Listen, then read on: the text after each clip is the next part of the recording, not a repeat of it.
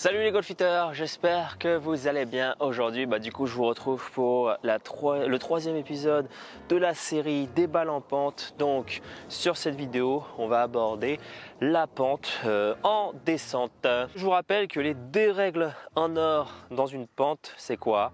C'est l'équilibre et le respect du sens de la pente. Donc si on respecte le sens de la pente, on peut voir que naturellement mon club vient se refermer et donc gagner du loft. Donc ce qui va se passer, c'est que votre balle va sortir plus tendue que si vous étiez à plat. Et c'est tout à fait normal, il ne faut pas que vous essayiez de traficoter. La seule chose à faire dans cette situation pour jouer avec la pente, du coup, ça va être forcément de sous-clubber. Admettons que je me mette dans cette pente là, donc je suis là comme on l'a montré tout à l'heure, c'est que si je respecte le sens de la pente, ma face de club va se fermer, donc il faut absolument sous-clubber. Là j'ai un drapeau à 80 mètres, si vous avez 80 mètres, admettons à jouer et que d'habitude c'est votre pitch, et cette fois-ci vous n'allez pas hésiter à prendre un 52 ou un 50 degrés. Encore une fois, en fait, choisir un club en dessous ou deux clubs en dessous, ça va dépendre du dénivelé de la pente, forcément, parce que plus la pente est inclinée, plus votre face de club va se fermer et donc il va falloir compenser par rapport à ça. Pourquoi ne pas prendre un club, le club de d'habitude pour sa distance? Parce que là, si je prends le club de d'habitude pour jouer cette distance, mon loft étant plus fermé, ma balle va sortir plus forte et plus tendue et donc je vais faire beaucoup plus de distance que d'habitude quand je suis à plat et c'est pas bon. Maintenant, au niveau de l'organisation, ce que je veux qu'on comprenne, on a dit que la règle d'or numéro 1, écarter les pieds pour s'équilibrer. Règle 2 en or, le sens de la pente, la respecter.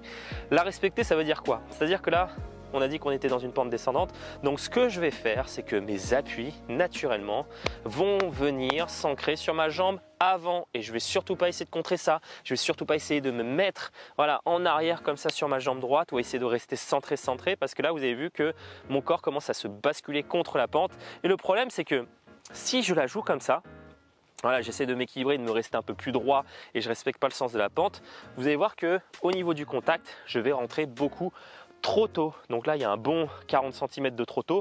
Pourquoi? Parce que dans une pente descendante, l'arc de swing et le point bas va arriver beaucoup plus tôt que d'habitude. Donc, ce qu'il ne faut surtout pas faire, c'est essayer de contrebalancer cette pente parce que du coup, déjà que le point bas arrive plus tôt, si en plus vous essayez de contrer cette pente, vous allez carrément arriver dans ce sens-là. Et là, c'est beaucoup trop tôt par rapport à d'habitude.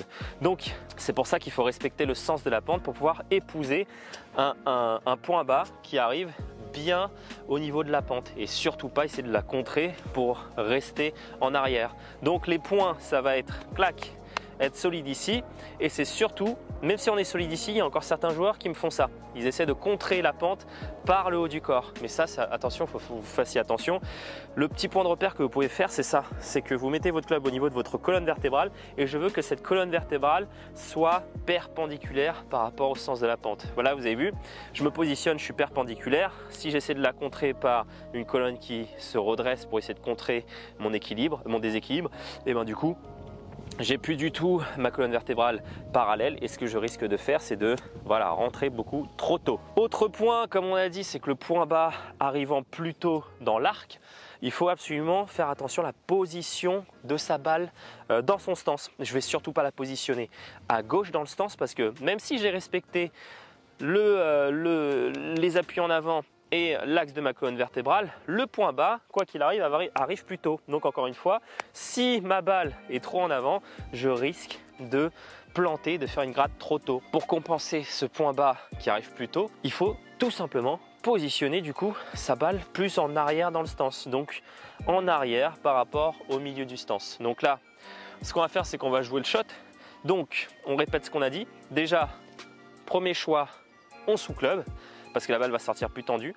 Ensuite, je cherche de l'équilibre. J'écarte les pieds plus que la largeur d'épaule pour chercher de l'équilibre. Ensuite, je respecte le sens de la pente. Je laisse mes appuis naturellement venir vers l'avant et je le respecte également par le haut du corps avec cette colonne vertébrale qui est perpendiculaire par rapport au sol. Ensuite, je positionne ma balle en arrière dans le stance pour que le point bas soit au bon endroit, un petit peu à droite et en arrière, ce qui est tout à fait normal. Et dès que je l'ai, ok, je suis prêt à jouer mon shot Et ce que je vais chercher dans ma dynamique, c'est toujours de garder cette traversée et surtout pas essayer de la contrer en arrière en essayant de soulever ma balle.